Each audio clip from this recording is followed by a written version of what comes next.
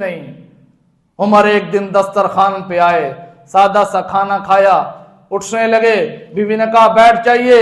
جب بیٹھے کچھ میٹھا بنا ہوا تھا، تھوڑا سا میٹھا بنا، کھجور کا حلوہ بنا، چھوٹے سے برتن کے اندر عمر بن خطاب کے سامنے رکھا گیا۔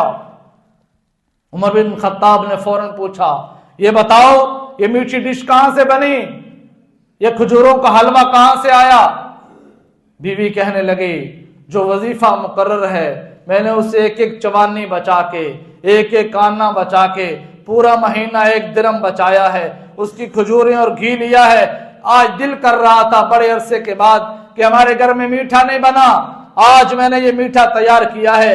عمر اس پہ راضی نہیں ہوئے، عمر یہ کھا کے حلوہ خوش نہیں ہوئے، فوراً اپنی بیوی سے کہہ دیا کہ عمر کا گزارا اور اس کے گھر والوں کا گزارا بغیر میٹھے کے ہو سکتا ہے، اگلے مہینے بیت المال سے تمہارا وظیفہ کم کر دیا جائے گا، ہمیں یہ میٹھا نہیں چاہیے۔